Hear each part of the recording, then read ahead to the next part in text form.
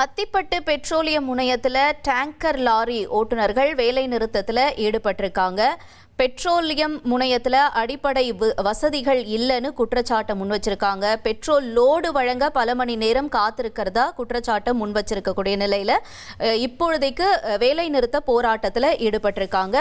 Tiruvallur Athipattu petroleum முனையத்தில் tanker lorry ஓட்டுநர்கள் இன்னைக்கு காலையிலிருந்து திடீர் வேலை நிறுத்த போராட்டத்தில் ஈடுபட்டிருக்கிறதுனால ஒரு பரபரப்பு ஏற்பட்டிருக்கு. இதனால வட மாவட்டங்களில் பெட்ரோல் தட்டுப்பாடு ஏற்படும் அபாயம் இருக்கிறதாகவும் சொல்லப்பட்டிருக்கு. முக்கிய செய்தியை பார்த்தோம்.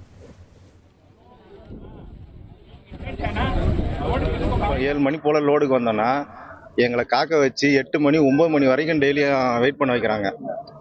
ஒரு குறிப்பிட்ட டீலருங்களுக்கு மட்டும் காலையில் லோடு கொடுத்துட்றாங்க. கேட்டால் அது மெயினான பங்குன்றாங்க. அப்புறம் மித்தால ஏன் வர வைக்கிறீங்க? எங்களுக்கு ஒன்று தாங்க, இல்லை தராத நிறுத்துருங்க. எங்களுக்கு அதை விட்டுட்டு இங்கே வர வச்சு எங்களை காக்க வச்சு உள்ள சாப்பாடு வசதி கிடையாது. ஒரு பாத்ரூம் போனால் அங்கே அவுட் சைடு அங்கே தான் நாங்கள் போகணும்.